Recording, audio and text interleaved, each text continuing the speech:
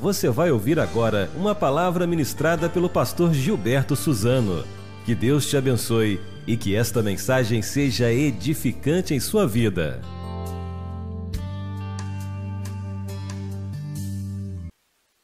Nesta noite eu gostaria de pensar com os irmãos sobre a igreja na perspectiva de um edifício, uma casa, um prédio. A igreja é o edifício de Deus. E eu convido você para abrir a sua Bíblia na primeira carta de Paulo à igreja de Corinto, 1 Coríntios capítulo 3. E eu quero fazer a leitura do verso 9 ao verso 23. Nos diz assim a palavra de Deus: porque somos cooperadores de Deus e dele sois lavoura e edifício. Segundo a graça de Deus que me foi dada, lancei o alicerce como sábio construtor, e outro constrói sobre ele. Mas cada um veja como constrói, porque ninguém pode lançar outro alicerce além do que já está posto, o qual é Jesus Cristo. E se o que alguém constrói sobre esse alicerce é ouro, prata, pedra preciosa, madeira, feno ou palha, a obra de cada um se manifestará, pois aquele dia a demonstrará, porque será revelada pelo fogo, e o fogo testará a obra de cada um. Se a obra que alguém construiu permanecer, este receberá recompensa. Se a obra de alguém se queimar, este sofrerá prejuízo, mas será salvo, como alguém que passa pelo fogo.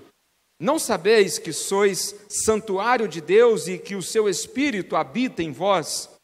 Se alguém destruir o santuário de Deus, este o destruirá, pois o santuário de Deus, que sois vós, é sagrado. Ninguém se engane. Se alguém dentre vós se considera sábio nesta era, torne-se tolo para vir a ser sábio. Porque a sabedoria deste mundo é uma tolice diante de Deus, pois está escrito: ele apanha os sábios na sua própria astúcia. E ainda, o Senhor conhece os pensamentos dos sábios que são fúteis. Portanto, ninguém se glorie nos homens, porque todas as coisas são vossas.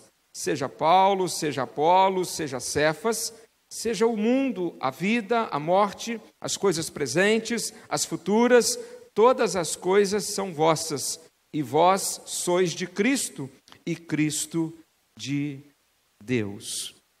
Que o Senhor possa nos abençoar através da palavra dele mais uma vez. Meus irmãos, no princípio, Deus habitava no jardim do Éden, junto com Adão e Eva, numa comunhão íntima e pessoal com aquele primeiro casal.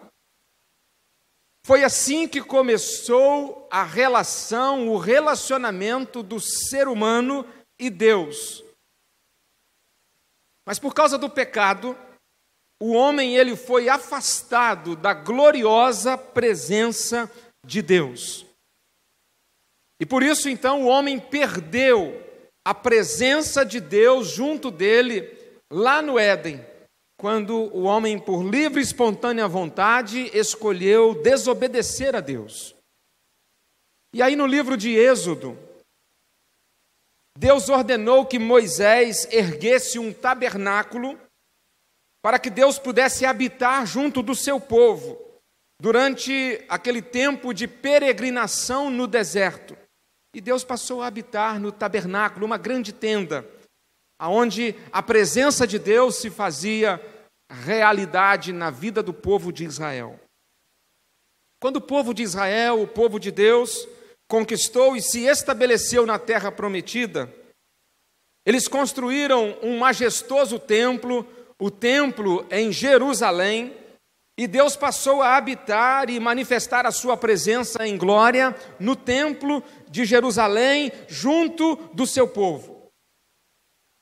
Alguns anos depois, Deus habitou no corpo de seu Filho Jesus Cristo, quando o Verbo se fez carne e o Verbo habitou entre nós, os seres humanos.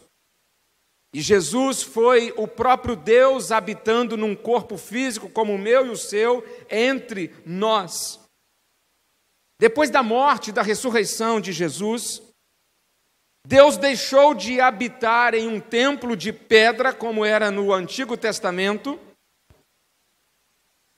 e Deus passou a habitar na igreja por meio do Espírito Santo. A igreja, ela é o templo da habitação de Deus. A igreja é uma sociedade de pessoas que comporta a presença de Deus. Cada pessoa salva em Cristo Jesus é uma casa espiritual para a morada de Deus, e a igreja, coletivamente, é o grande edifício para a habitação de Deus. Por isso que Paulo usou em vários momentos a ideia de um edifício, de uma casa construída, para descrever a igreja. E é interessante notar que o objetivo do ensino da igreja como templo de Deus, como santuário para a habitação de Deus, o objetivo é ressaltar a importância da qualidade da obra na edificação da igreja. Para construir uma casa, é sempre importante considerar a qualidade da obra. Irmãos, Deus não quer que a gente construa apenas uma grande igreja em números. Deus deseja que a sua igreja seja construída com qualidade. Ninguém teria coragem de morar numa casa em que não tivesse a certeza de que aquela casa fora bem construída, em que os tijolos tivessem uma boa amarração, em que as paredes estivessem bem no prumo, em que o alicerce estivesse bem fincado ao chão, em que o telhado estivesse também bem assentado. Alguém, para comprar uma casa, ao avistar a casa, se ele começar a encontrar algumas rachaduras, é bem provável que ele coloque então algumas objeções e até rejeite adquirir aquele imóvel, porque ninguém quer habitar numa casa que não inspire segurança, que não tenha uma boa qualidade. E quando a gente pensa na igreja, a igreja, eu e você, nós os crentes, a sociedade dos filhos de Deus, nessa perspectiva de uma casa espiritual para a habitação de Deus, devemos ter em mente que o propósito de Deus, ao nos ensinar sobre a igreja na perspectiva de um edifício, de um prédio, é nos mostrar a importância de construirmos essa igreja com boa qualidade. É triste, mas é verdade, que hoje, para encher templo, muitas igrejas e pregadores têm mudado a sua mensagem, às vezes pregando um evangelho de entretenimento, um evangelho de passatempo, um evangelho mais light, menos exigente, com menos renúncia, e por isso a igreja hoje, em geral, ela tem perdido e muito em qualidade. E nesse texto que nós acabamos de ler, o apóstolo Paulo nos ensina como edificar corretamente a igreja, o templo para a habitação de Deus. E a primeira lição que esse texto vai nos ensinar é que Jesus é o alicerce da igreja. O que é o alicerce? O alicerce de uma casa é a base que serve de apoio e sustentação de toda a obra edificada. Uma boa construção, ela depende de um bom alicerce, de um bom fundamento, uma boa base. E é por isso que no verso 11 Paulo diz assim: porque ninguém pode lançar outro alicerce, além do que já está posto, o qual é Jesus Cristo. A Bíblia está nos ensinando aqui que a igreja deve ser edificada sobre Jesus, pois Ele é a base da igreja. Em Atos capítulo 4, no verso 11, o apóstolo Pedro, respondendo a alguns líderes judeus, ele fazia referência a Jesus, dizendo assim: este Jesus é a pedra rejeitada por vós, os construtores, a qual foi colocada como pedra angular. A pedra que é a principal num alicerce de uma obra. Efésios capítulo 2, Paulo vai compartilhar da mesma ideia de Pedro novamente, dizendo: edificados sobre o fundamento dos apóstolos e dos profetas, sendo o próprio Cristo Jesus a principal pedra. Nele, o edifício inteiro bem ajustado, ele cresce para ser templo santo no Senhor, no qual também vós, juntos, sois edificados para a morada de Deus no Espírito. Veja bem, o alicerce, o fundamento, a pedra fundamental da igreja não é o Papa, não é o pastor, não é um missionário, nem é membro algum de uma igreja local. O alicerce da igreja não é Lutero, não é Calvino, não é John Wesley, não é John Smith e nenhuma outra personalidade humana. A igreja não poderia ser edificada sobre Pedro ou sobre Paulo, nem sobre esses pensadores cristãos e nem sobre nenhum de nós, porque todos esses homens, os quais eu me referi, eles morreram e nós haveremos de morrer um dia. Somente Jesus Cristo permanece para sempre. Por isso, Jesus é o alicerce da igreja.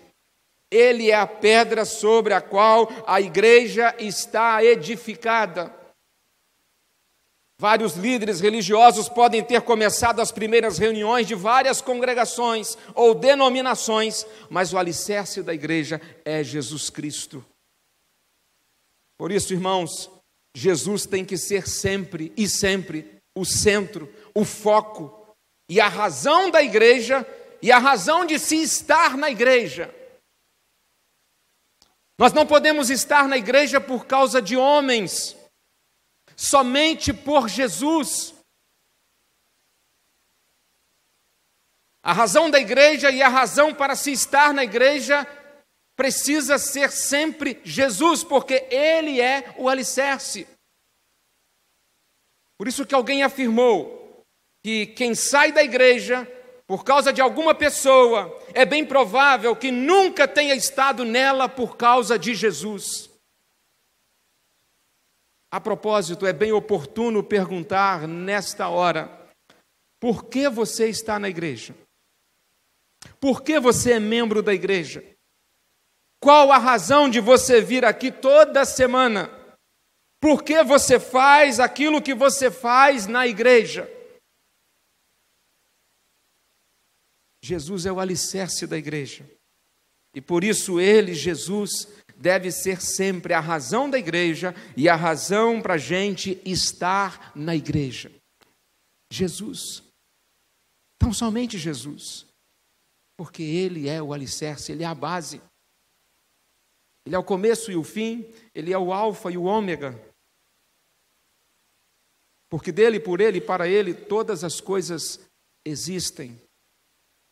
A segunda lição sobre a igreja como edifício de Deus é que cada crente é um trabalhador na edificação da igreja. Jesus é o alicerce da igreja. Pois bem, agora nós somos surpreendidos com o fato de que cada crente está trabalhando na construção da igreja. Irmãos, que privilégio!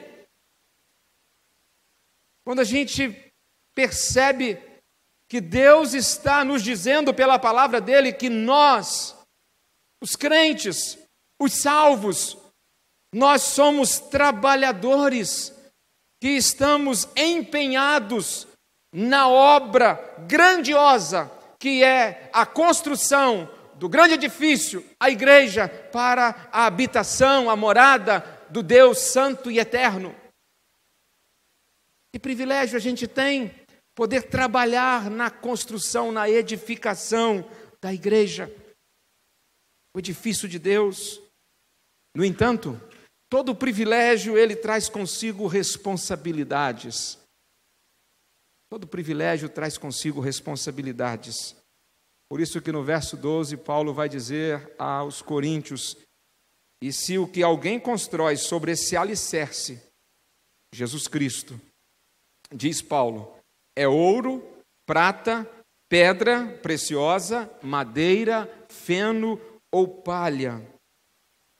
Neste verso 12, Paulo está ilustrando a nossa participação, o nosso trabalho na construção da igreja com o uso de alguns materiais bem conhecidos por nós. Paulo utiliza-se de alguns exemplos para ilustrar o nosso trabalho, o meu trabalho, o seu trabalho na edificação da igreja. E ele utiliza aqui de 6 exemplos, os quais nós podemos dividi-los em 2 categorias. E ele cita a primeira categoria de materiais que representam o nosso empenho como trabalhadores na construção da igreja. Ele faz referência ao ouro, à prata e pedras preciosas. O que significa cada um desses materiais? O que é o ouro? O ouro representa o tempo. Sempre que vemos algo a respeito do ouro, o ouro deve nos fazer lembrar o tempo. O tempo é o nosso bem mais precioso que temos. E o que Paulo está dizendo é que na construção, na edificação da igreja, nós podemos investir ouro, investir tempo, o nosso tempo, na construção da igreja para a morada de Deus, na construção deste prédio para a morada de Deus. Que prédio? Não estou falando de construção civil, falando de construção de gente, pessoas, pedras vivas, que Pedro vai dizer na segunda carta, lá adiante. Como que a gente pode, meus irmãos, investir nosso tempo, que é o nosso bem mais precioso, na edificação da igreja? Eu posso sugerir que a gente pode participar das atividades regulares da igreja, os cultos da igreja, valorizando e nos envolvendo nos trabalhos da igreja, servindo em algum ministério da igreja e evangelizando para que essa construção possa crescer cada vez mais, para que outras pessoas possam se juntar a nós nessa edificação da casa de Deus que somos nós, a igreja. Paulo fala sobre a prata. A prata significa nossos recursos materiais, nossos bens, nossas posses, nosso dinheiro. Deus deseja que todos os nossos recursos materiais, os nossos bens móveis, imóveis, automóveis e dinheiro sejam usados para a edificação da igreja. Devemos dispor a nossa casa a serviço da igreja. Talvez para receber uma reunião, um culto. Devemos usar o nosso carro para transportar um necessitado. Devemos investir dinheiro, dízimos e ofertas para sustentar os trabalhos da igreja e possibilitar a expansão do reino de Deus. É a gente investindo prata na edificação da igreja. A gente investe ouro, nosso tempo, investe prata, nossos recursos. Mas Paulo fala sobre investir pedras preciosas.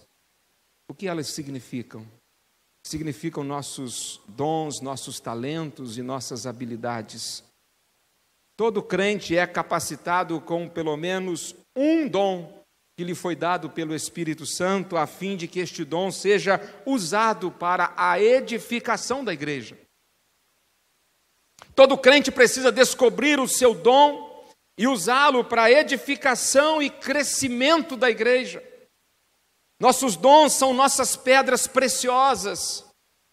Ensinar, recepcionar, administrar, ligar o som, cantar, tocar instrumentos, pregar, visitar, pegar o papel no chão, servir o suco, dar aula no culto infantil, preparar o lanche das crianças, dirigir o culto, ornamentar o templo, ajudar na manutenção e conservação do patrimônio da igreja. Olha, há uma infinidade de coisas que são trabalhos que a gente pode realizar usando nosso dom, nosso talento, nossa habilidade, para a gente ser útil.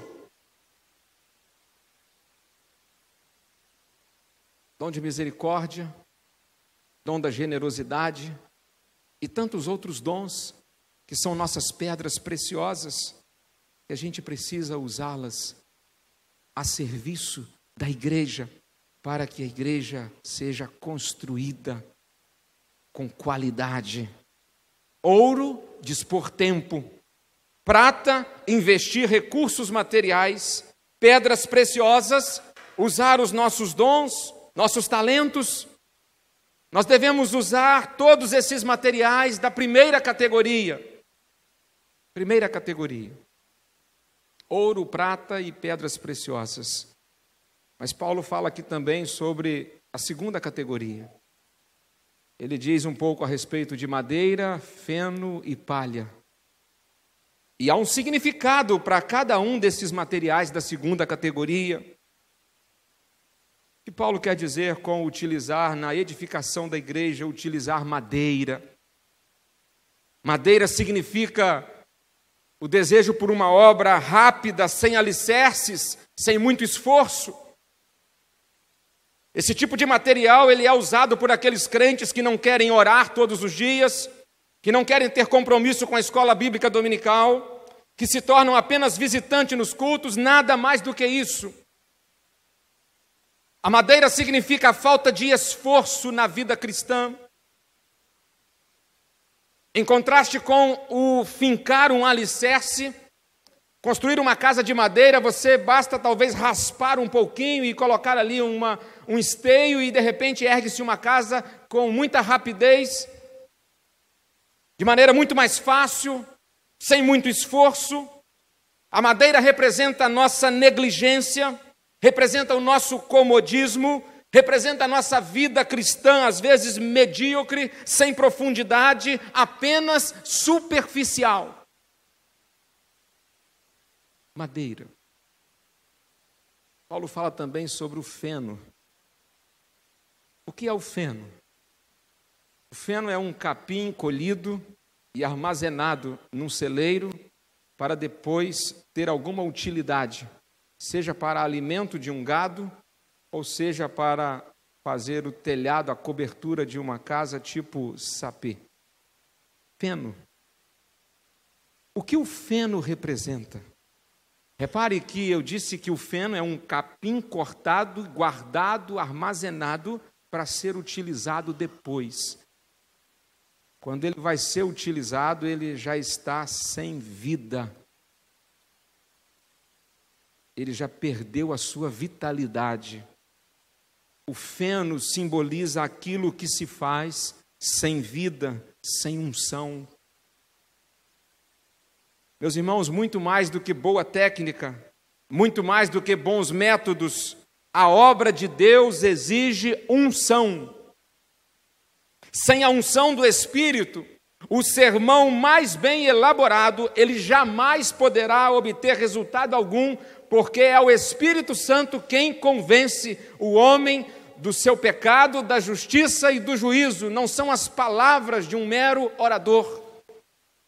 Sem a unção do Espírito, o som acústico do violão, os solos da guitarra, o timbre de voz mais afinado e entoado que as cordas vocais possam produzir, será apenas uma superprodução musical de uma adoração meramente artificial. Sem a unção do Espírito Santo, todas as técnicas utilizadas no culto infantil, vai entreter as crianças, vai alegrá-las por um momento, mas não poderá transformar suas vidas. Sem a unção do Espírito Santo, Todo o nosso trabalho na edificação da igreja pode até proporcionar um ambiente aconchegante, mas seremos apenas um grupo de crentes reunidos e acomodados, talvez dormindo sobre um colchão de feno.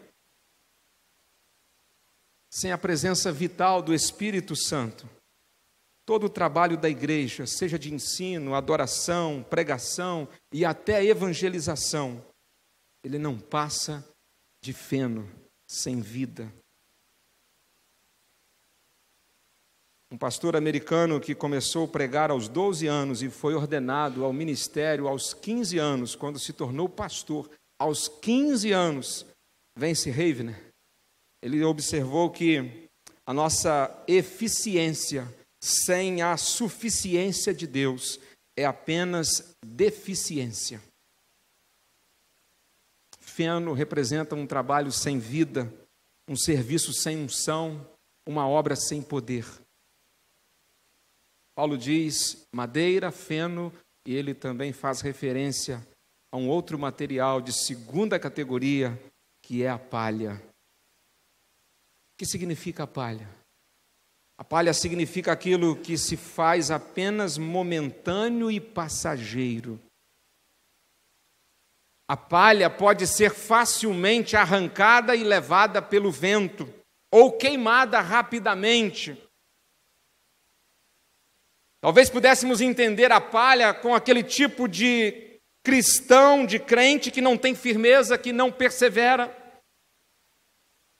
E para a gente ser mais ainda objetivo e para o nosso entendimento, construir com palha é aquele tipo de crente que é fogo de palha, que gosta de movimento. É aquele tipo que corre atrás de todo tipo de evento, mas que não cresce, que não amadurece. Palha é aquela empolgação de alguns que talvez, às vezes, não cansam de elogiar o trabalho do outro, trabalho de uma outra agência, de uma outra igreja, mas às vezes faz muito pouco ou quase nada aonde congrega. A gente que anda às vezes atrás de tudo quanto é tipo de movimento, mas pouco se doa, pouco se entrega, pouco trabalha. Paulo diz nos versos 13 a 15 algo muito sério. Depois de dizer sobre ouro, prata, pedras preciosas, madeira, feno e palha. Ele diz que um dia todas as nossas obras na edificação da igreja passará pela provação do fogo de Deus. Ouça novamente, eu vou ler o verso 13. A obra de cada um se manifestará, pois aquele dia a demonstrará, porque será revelada pelo fogo, e o fogo testará a obra de cada um. Se a obra que alguém construiu permanecer, se for ouro, prata, pedra preciosa, este receberá recompensa. Se a obra de alguém se queimar, madeira, feno e palha, este sofrerá prejuízo. Paulo não está falando aqui sobre a salvação. Ele está falando sobre recompensas na eternidade, que nós conhecemos também como galardão. Paulo diz, este sofrerá prejuízo, mas será salvo, como alguém que passa pelo fogo. Um dia, nós, os trabalhadores na edificação da igreja, nós seremos julgados em nosso trabalho. Seremos julgados em nosso trabalho. Lá no Apocalipse de João, no capítulo 14, verso 13, o apóstolo vai dizer, apóstolo João, que os santos, depois que partem deste mundo, as suas obras o acompanham. Na eternidade nós receberemos galardões diferentes pelo tipo de trabalho que nós exercemos de maneira diferente na edificação da igreja de Cristo. Eu não sei você, mas eu não quero simplesmente ir ao céu. Não porque isso seja algo simplesmente, isso não é pouca coisa. Mas eu quero trabalhar a cada dia na edificação da igreja, comprometido com o Deus da igreja, com Cristo que morreu pela igreja, para desfrutar das glórias do céu. dos galardões celestiais. Que tipo de material, meus queridos, nós temos usado? Material de primeira categoria ou de segunda?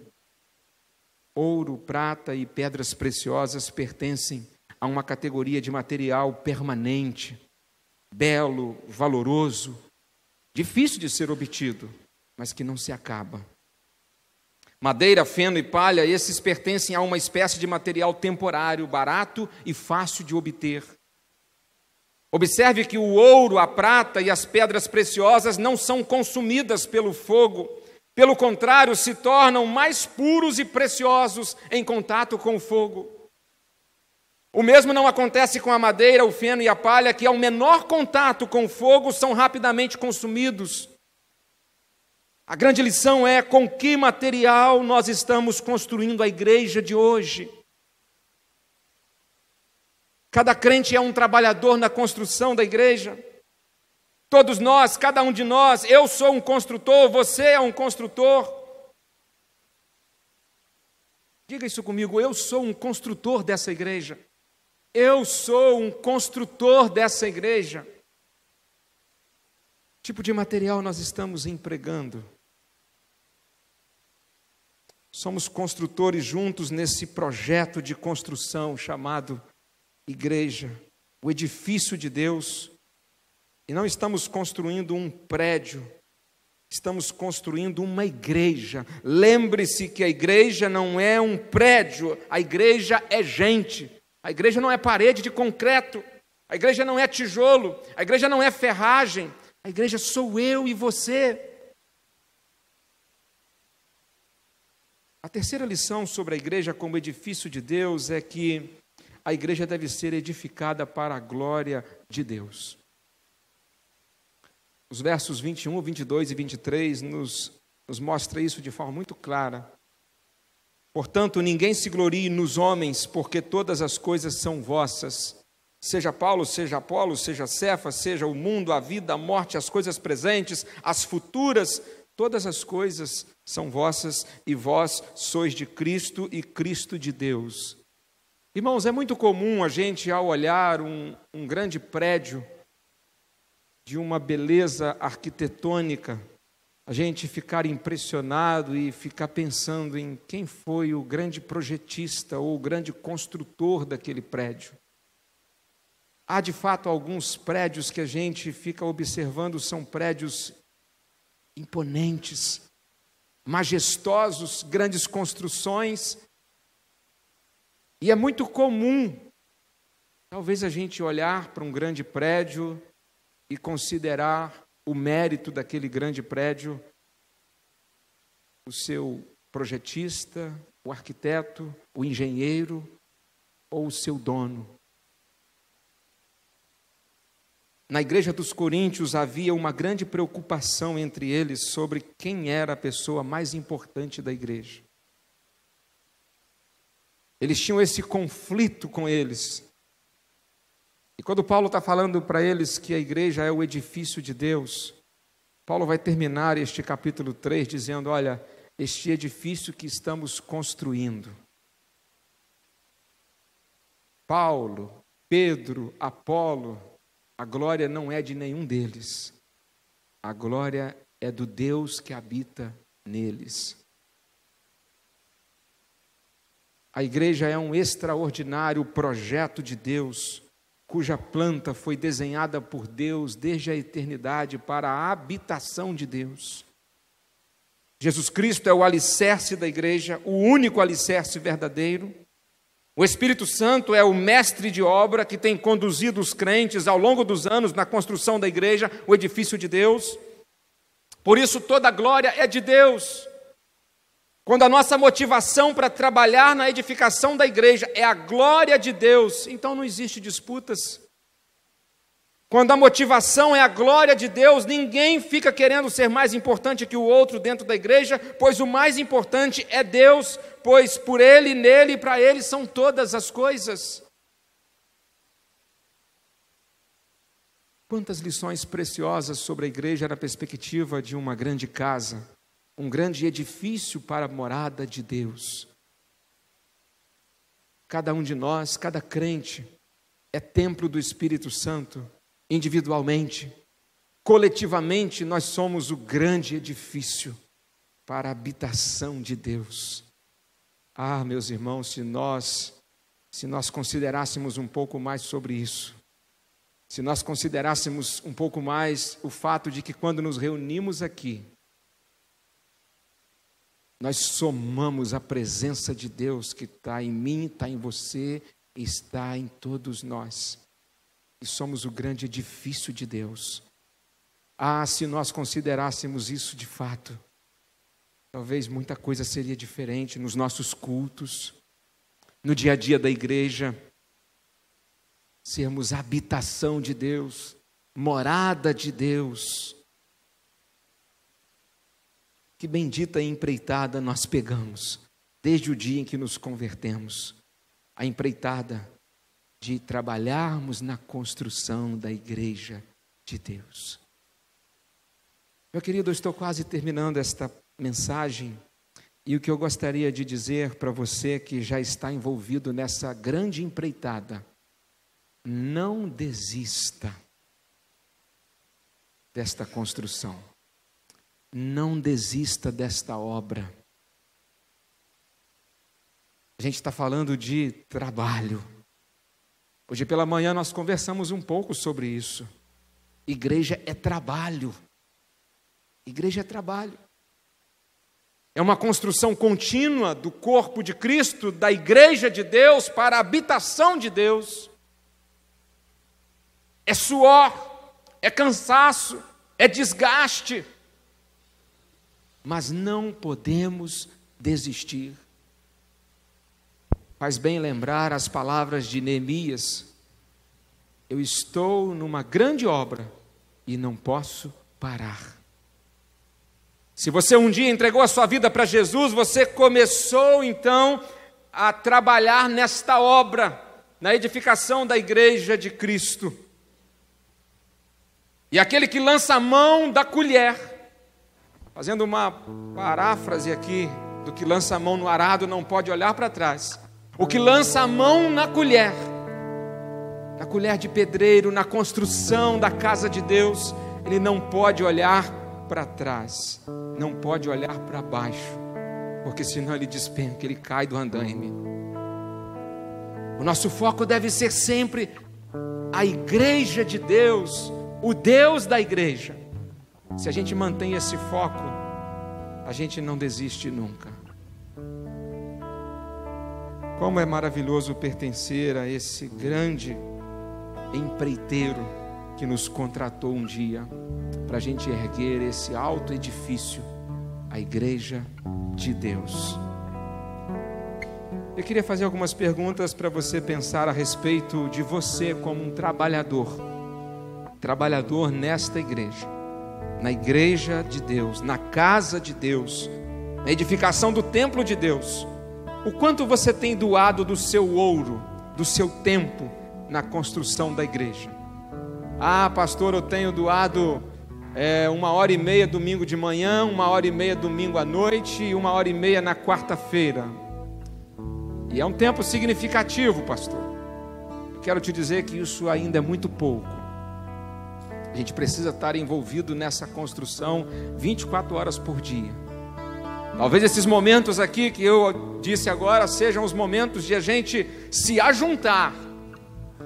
Mas a gente deve estar trabalhando nessa obra 24 horas por dia, 7 dias por semana. O quanto você tem investido da sua prata, dos seus bens, do seu dinheiro, quanto você tem colocado o seu carro à disposição do reino de Deus, da obra de Deus. O quanto você tem dispensado os seus dons e talentos, as suas habilidades, para serem usados nessa construção da casa de Deus. Que a gente empreenda grandes esforços com a nossa mão de obra, usando material de primeira categoria, para construirmos uma igreja bela e gloriosa. Talvez você que está aqui nesta noite ainda não tomou a sua decisão por esse Jesus que é o alicerce da igreja. Eu quero te advertir dizendo: não perca mais tempo. Não perca tempo. Entregue a sua vida a Jesus hoje e junte-se à igreja e trabalhe na construção da igreja. Que nós possamos agradecer a Deus por este indescritível privilégio de sermos trabalhadores nessa grande empreitada. Uma grande empreitada que temos pela frente. Meus irmãos, 27 anos se passaram desde que os irmãos iniciaram essa construção. A Igreja Batista SEAB. 27 anos se passaram, mas ainda temos muito pela frente para construir. Ainda há muitas almas a serem alcançadas. Ainda há muitos que precisam conhecer Jesus como seu Salvador. E não podemos parar a obra por aqui. Nós precisamos continuar. Precisamos persistir, perseverar, lembrando daquilo que temos visto, lembrando daquilo que se passou. Devemos ser impulsionados para prosseguirmos sem parar no meio do caminho. Fique em pé se você puder. Nós vamos cantar uma canção, é o 566 do nosso cantor cristão. Este hino é uma saudação. Saudamos-vos, irmãos em Cristo, lembrando do que temos visto. Nesses anos, pelas lutas, tentações, foram atendidas as nossas petições. Toda glória seja ao nome do Senhor. Vinde a Ele todos entoar louvor.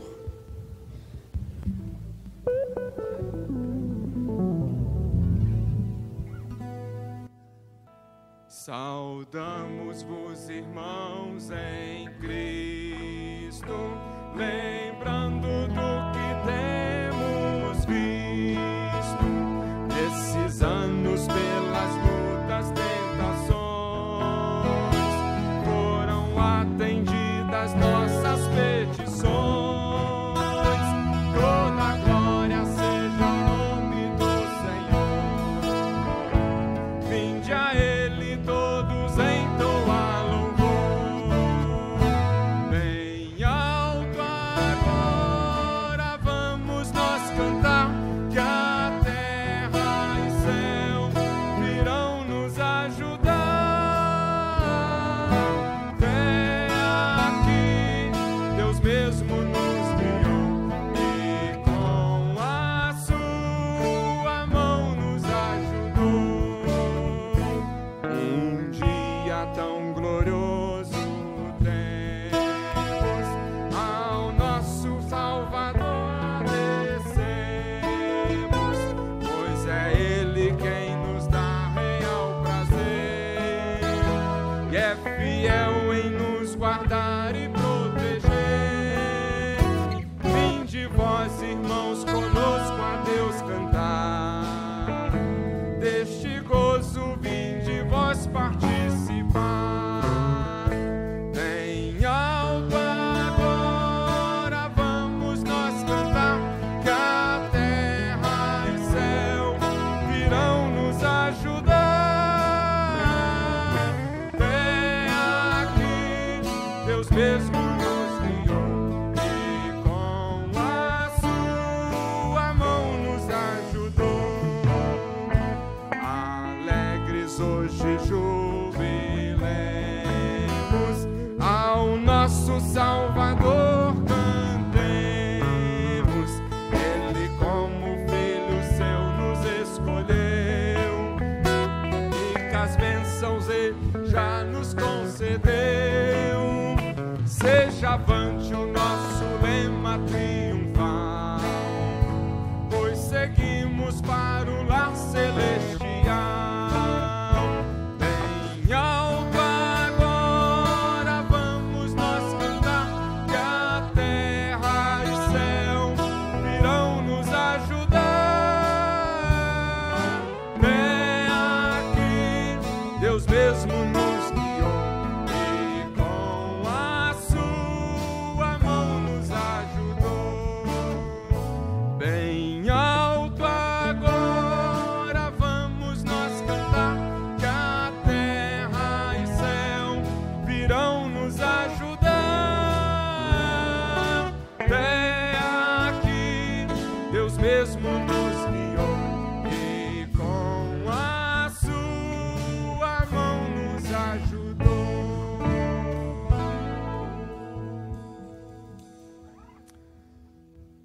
até aqui a mão do Senhor nos ajudou. Amém? Irmãos, é aniversário, a gente não pode ir embora sem cantar parabéns para você. Mas ao invés de cantar parabéns para você, a gente vai cantar parabéns para IBC.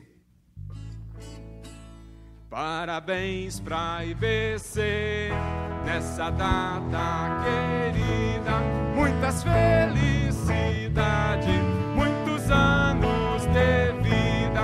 Parabéns para IBC, nesta data querida, muitas felicidades, muitos anos de vida.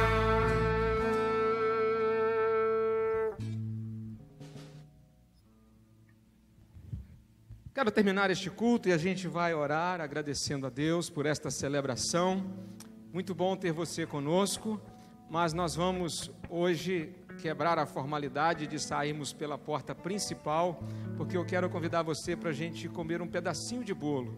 E nós preparamos uma singela recepção para estarmos aqui no nosso anexo, para a gente ter esse momento de comunhão, este momento de gratidão a Deus. Eu quero descer para orar juntamente com você, para a gente terminar este culto, e depois eu vou estar aqui na porta lateral, ao invés de estar lá aos fundos. Esteja conosco ali, não vá embora antes de comermos pelo menos um pedacinho de bolo. Mas antes do bolo a gente toma ainda algum suco, alguma coisa, para a gente poder ter esse tempo de comunhão. Pai, muito obrigado, Senhor. Obrigado pelo privilégio de sermos igreja. Obrigado pelo privilégio de trabalharmos na igreja. Obrigado pelo privilégio de sermos construtores da igreja. Pai, que a gente nunca saia fora deste alicerce que é Jesus Cristo. Que esta igreja, a Igreja Batista SEAB, que ao longo desses 27 anos tem, ó Deus, estado firmado nesta rocha que é Jesus, que a gente nunca perca de vista o alvo, o centro, o foco, a razão da igreja e a razão para estarmos na igreja. Nós não estamos aqui por homens, estamos aqui por Jesus. Jesus um dia morreu na cruz do Calvário pelos nossos pecados, e isso nos possibilitou ser igreja, isso nos deu a oportunidade, esse privilégio de sermos a habitação do Teu Espírito Santo. E como igreja, coletivamente, nós somos o templo do Espírito Santo, o edifício para a morada do Deus Altíssimo. Ó Deus, muito obrigado por esse indescritível privilégio, que a gente possa continuar firme nessa obra, nunca desistirmos, ó Deus, porque a Tua palavra mesmo nos garante que o nosso trabalho não será vão no Senhor, mas que a gente construa com ouro o melhor do nosso tempo, que a gente construa com prata o melhor dos nossos recursos, que a gente construa com pedras preciosas, com os nossos dons e talentos. Ó Deus, que a gente não queira uma vida cristã fácil, de madeira, que a gente não, ó Deus, faça nada que não seja debaixo da Tua unção, da unção do Teu Espírito, porque fazer isso seria construir com feno. Ó Deus, que a gente não construa com palha, que a gente não seja fogo de palha, mas que a gente possa a cada dia, ó Deus, passar no grande teste do fogo que prova assim as nossas obras. Abençoe, Pai, a vida de cada membro da nossa igreja, para a gente continuar sempre firme nessa obra. Obrigado por esse tempo que estamos vivendo tão gostoso, tão agradável, comemorando esses 27 anos da nossa igreja. Agradecemos por cada visitante que está conosco hoje, que o Senhor os abençoe. Abençoe os momentos que vamos estar ali atrás ainda, tendo essa comunhão junto com os irmãos, no partir do pão, que a gente possa, ó Deus, viver isso num clima espiritual, tomado por muita comunhão. Muito obrigado por tudo, nós oramos no nome de Jesus, amém.